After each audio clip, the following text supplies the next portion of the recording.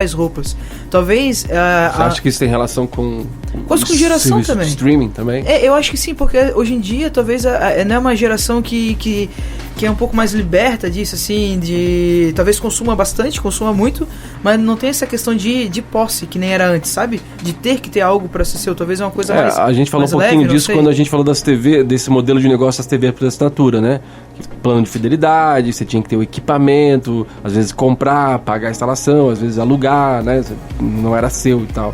E como a gente consumia, isso mudou, mas mesmo assim a gente acaba trazendo um pouco desses vícios para o streaming, né? No caso da assinatura ali, eu assino Netflix e deixo lá e vou deixando, mesmo que talvez não me sirva tanto, mas vai se acostumando. Eu acho que se encaixa um pouco nessa questão de uma geração mais fluida, assim, sabe? Que tem essa fluidez mesmo em questão de si própria, de relacionamentos, de como encara o mundo, porque tu não vê tanta gente fazendo plano pra comprar um apartamento, às vezes. Claro, de novo, posso estar falando de uma bolha, posso estar falando... Mas vamos falar dessa bolha, então. Vou comprar um apartamento, vou comprar um carro. Talvez ela encare as coisas de uma forma mais fluida e isso vai ter um reflexo todos os tipos de serviço, né? Tô colocando questionamentos. Mas esse desprendimento de posse, ele é a própria natureza do streaming, né? É quando a Netflix entendeu que ela não precisava mais levar o DVD até a casa das pessoas. As pessoas não precisavam mais do material físico. Tudo que elas queriam era assistir aquele conteúdo. Existe aí um comportamento, talvez uma evolução, que é a posse, ela passa a ser o luxo, ela passa a ser o diferencial. É o mesmo movimento que aconteceu com a música no que se diz respeito ao vinil. Sumiu durante um tempo, sumiu entre aspas, mas ele ficou de escanteio durante um tempo, o CD veio, o CD não funcionou, né, gente? Vamos falar depois de todo esse tempo, a mídia CD ela não funcionou.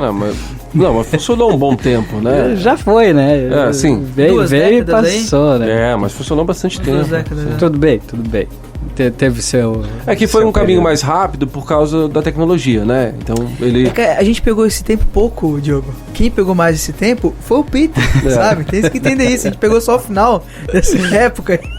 Mas ele não tinha durabilidade, qualidade de som, né? Ele não era tanto quanto o vinil. Não tinha qualidade, ok? Mas eu não falo nem quanto a música. Quanto vinil é mais, né? Não é? Não. Mas eu nunca consegui entrar nisso, nunca consegui ver essa distinção, ouvir essa distinção. É mais fácil, por isso que tu não conseguiu. Eu me corrigi falando. Mas esse caminho, sabe? Esse caminho que o vinil tomou, que hoje ele é esse objeto do... eu quero ter esse álbum específico, comprar. E às vezes você compra, não é nem pra ouvir em casa, é pra deixar capa lá na prateleira, sabe? Pra dizer que tem, não é, Peter? Mas é um tipo de produto que se torna cult. Então ele ultrapassa a barreira do propósito dele, que era ouvir música, era estar lá as músicas, né? Ele se torna cult. Mas a posse do filme não tá nesse caminho também hoje? Sabe? Eu compro só os filmes do Tarantino, por exemplo. Marvel. Ele tá nesse... o box com 23 DVD. Mas em algum momento a gente passou por isso, mas por exemplo, eu acredito que o vinil ele ainda veio com essa pegada de se tornar super cult e tal, CD. Mas por exemplo, o CD, os DVDs, essa noção, esse desprendimento que você vai pegando depois de um tempo, de que aquilo ali, é só poeira. Mas é porque tu tá envelhecendo, cara. Dessa vez sem zoeira. Mas eu tive essa coisa de ter CDs e ter a coleção, ter os discos e tá lá bonitinho, organizado e tal. Eu tenho um disco tal. E aí você ia conversar com um brother, não, eu tenho esse disco lá, que é o disco que foi lançado em tal ano, fulano, etc e tal, um clássico. E hoje em dia isso vai perdendo muito valor, isso não tem mais, assim, sabe? E aí eu acho que a gente vai juntar muita coisa. As pessoas moram em lugares menores, apartamentos menores, tem menos espaço para guardar, para juntar. A noção de que aquilo não tem um valor realmente, sabe? Você vai dizer para um cara hoje aí que tem 20 anos de idade, mas eu tenho um disco que foi gravado assim e tal, nos estúdios. Ele não sabe nem o que é. Aí o cara tem o smartphone dele ali, tem o Spotify, todas as músicas. Não, eu tenho também esse disco daqui, eu vou ouvir. É isso, o cara não tem esse... mas é que ele falou do desprendimento, né? E a facilidade também de acesso. Exato, e quando você tem acesso muito fácil também, você tem menos carinho pelas coisas. Exato. Porque lá atrás, quando eu tinha esse negócio de comprar disco, tinha que ir em Itajaí, Brusque, para ir numa loja de CD e comprar o CD. Deslocar para uma outra cidade, demorava, não sei o que, para encontrar. Então, tu não vai ouvir aquele CD 3, 4 vezes e jogar fora. Então você guarda. Encontrar música era difícil às vezes, sabe? Não era Sim. tão fácil achar música que nem hoje em dia que tu coloca, não vou dizer nem no Spotify, no próprio YouTube, tu bota lá qualquer música que tu acha, sabe? Então eu acho que a forma como o mundo é hoje em dia, ele leva esse desprendimento. Até um carro, sabe? Ah, claro que tem gente, vamos lá, quem é rico, sabe? Beleza, vai, compra o carro e tal. Mas às vezes a pessoa pensa, velho, pra que eu vou comprar esse carro mais incrível de todos se eu posso, sei lá, alugar ele uma vez, vou fazer uma viagem, eu vou comprar um carro, se eu faço uma viagem por ano de carro. Então, mas assim, ó, e carro é um ótimo exemplo de quando as pessoas se tornam um pouco mais pragmáticas e mais práticas. A gente ainda vive numa região que tem uma necessidade diferente por causa que não é um grande centro e não tem um transporte público que funciona tão bem. Mas se você mora num grande centro como São Paulo, por exemplo, dependendo do lugar que você mora e onde você mora, não vale nunca a pena você ter um carro. Porque às vezes as pessoas botam na conta só o preço do carro, a parcela, mas se você vai colocar ali depreciação, valor do seguro, a despesa que você vai ter com gasolina, troca de óleo, manutenção, aí você vai fazendo essa conta ao longo dos anos, cara, não vale a pena de jeito nenhum você ter um carro, é rasgar dinheiro, sabe? Fora os riscos, enfim, não vamos estender porque não vem ao ponto. Mas aí você pega uma geração que tem esse desprendimento, de repente começa a ter um entendimento melhor também dessa questão financeira, do que vale a pena, né, empregar o dinheiro e tudo mais, dos riscos que isso traz, né? O cara não tá nem aí. Eu acredito que vai atingir uma geração a muito curto prazo aí que nem carteira de motorista vai tirar. O cara não tem interesse nenhum nisso, cara. Enquanto a gente, quando era moleque, não queria outra coisa a não ser fazer 18 anos para poder dirigir. Não ter as coisas, não há necessidade de você ter fisicamente aquilo, que se você pode usar e tá tudo certo, tá tudo bem, né? A gente pinta uma situação que parece que a geração leite com pera é a melhor de todas, né? Não, mas eles têm uma consciência mas se você for pensar, grande, sabe? Mas se for pensar, cara, a gente vai para um caminho, isso tem desdobramentos muito importantes, né, no jeito que a gente vive, no trânsito, sabe? Hoje você tem essa opção, por exemplo, a última vez que eu usei Uber, fui a São Paulo e usei, porque só quando eu vou viajar para um lugar assim, né, pra usar Uber, porque aqui a gente não usa.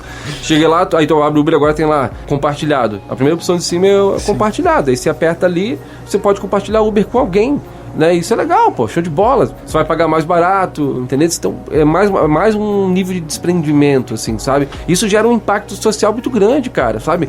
Menos carros, menos congestionamento, menos poluição, um monte de coisa, sabe? Que, querendo ou não, é uma geração que vai ter um impacto em algumas coisas que a nossa não conseguiu fazer, sabe?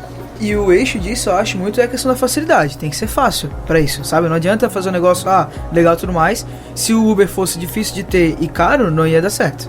Sim. Né? Porque a gente tem táxi aí há muito tempo, né? Mas se tu consegue promover esse estilo, essa vivência, assim, que a galera tem nessa geração que a gente vai viver, em forma de assinatura, eu acho que é um puta de um mercado pro futuro aí, sabe? O momento que o mercado conseguir enxergar outras oportunidades nesse modelo de streaming, a gente passa a conversar com essa geração que vocês estão falando.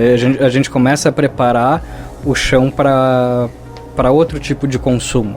Pesado é pensar nisso num país como o nosso, né? Que é tão dependente desse sistema de posse, né? Está muito enraizado. Eu vou ser um pouco radical aqui, mas, por exemplo, é a mesma linha de raciocínio que nos preferiu lá no passado ter rodovias e não ferrovias. É a ideia de que cada pessoa tivesse o seu carro e isso alimentasse uma grande indústria e gerasse uma quantidade X de dinheiro e também empregos. É um raciocínio bem longo e bem pesado. Aí, que eu quero dizer é essa virada, né? Essa tomada de decisão que em algum momento o mercado vai precisar, não que precisar, mas vai chegar um momento que vai existir a oportunidade de tem um novo modelo de negócio para explorar, sabe? Eu não preciso mais vender roupa, eu não preciso comprar roupa, eu posso sair de manhã ali com aquele traje simples que eu tenho e passar ali e pegar a vestimenta que eu vou usar hoje, final do dia, ou amanhã de manhã, eu entrego de volta e pego outra, sabe? Sim. Pode ser roupa de luxo, sabe? Alguns ternos, a gente tem essa questão de alugar terno já. Sim. Mas daqui a pouco tu faz isso, talvez já exista. Mas aí você transforma isso num plano, e eu pago isso por mês, e todo dia eu vou lá e troco de roupa, e tô sempre na moda, tô sempre nas cores da estação, sabe? Ou até mesmo aquele que queira dirigir, né? Você pode ter um carro lá, o serviço do carro lá à disposição.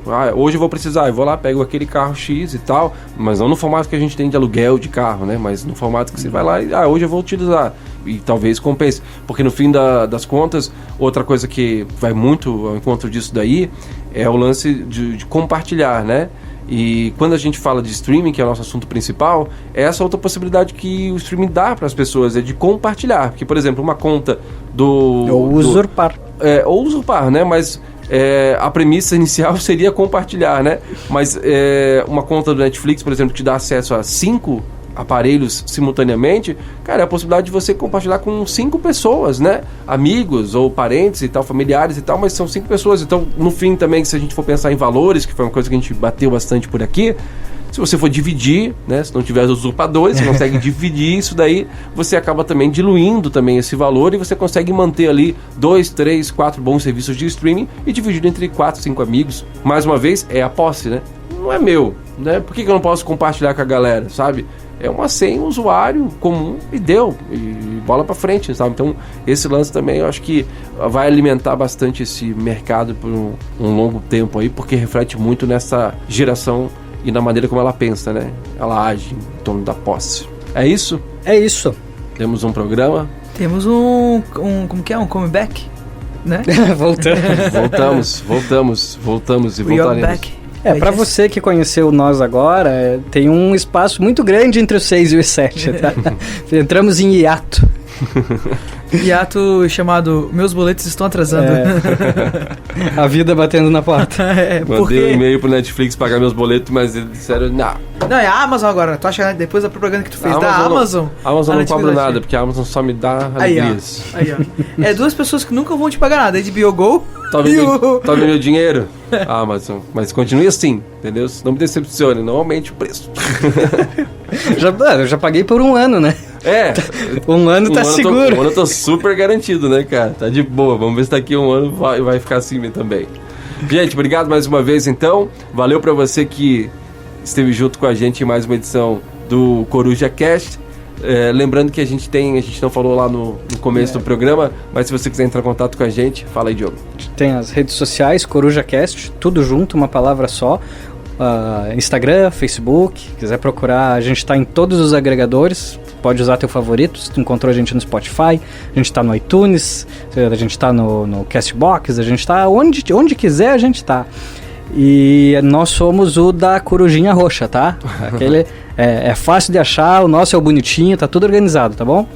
Mas a gente gosta de ouvir o que vocês acham. Cada vez que alguém vem comentar com a gente sobre alguma pauta de programa. A gente gosta de ouvir se você falar bem, senão não, falar mentira, mal, pode dormir. Mentira. Tchau. Críticas construtivas são bem-vindas. E compartilha o programa com um amigo. Compartilha o meu canal, cara. Manda aí o Ninho da Coruja pra outras pessoas que você gosta. Piu! Muito bem, é hora da gente saber o que as nossas queridas corujas estão fazendo enquanto estão lá no seu ninho, aconchegadas. Começando com... Vamos fazer sorteio? Um olhou para um, olhou pro outro. O Diogo tá empolgadaço. Eu trouxe até gráficos, cara. Fiz um print, era mais fácil do que escrever. Como é que é? Storyboard? Viu só? Bora lá. Conta pra gente, o que é isso? Então, no meu cantinho, eu acabei tropeçando esses dias no YouTube com um canal chamado Screenplayed. Vem de script, né? Screenplayed. E o que os caras fazem? É um canal de YouTube, eles têm uma página no Facebook também, eles publicam o mesmo conteúdo nas duas. Eles pegam cenas de determinados filmes, geralmente filmes marcantes da cultura pop, e de alguma maneira, eu não sei dizer como, eles têm acesso ao roteiro daquela determinada cena. Então o que eles fazem? Eles fazem a montagem, o corte daquela cena específica, e abaixo ali na parte inferior do vídeo tá o roteiro rodando. Legal. Então, vai lendo. Tu vai lendo assim, tu vai comparando o produto final com aquela ideia que estava lá no roteiro, sabe? Então aí tem vários filmes, tem muitos do Tarantino, tem vários do Christopher Nolan ali, tem Matrix, tem The Office, tem até Game of Thrones ali. Eu tenho visto algumas notícias, às vezes, que o pessoal tem, roteiristas têm liberado, né? O roteiro, depois que o filme já foi. Às vezes pra comemorar, às vezes pra chorar as pitangas, né? Acontece, mas não sabia que tinha um canal assim com específico, que legal. E esse é muito bacana porque ele te dá uma ideia muito legal do que é o processo criativo, né? Aquilo que você imagina que o teu produto vai se tornar e aquilo que de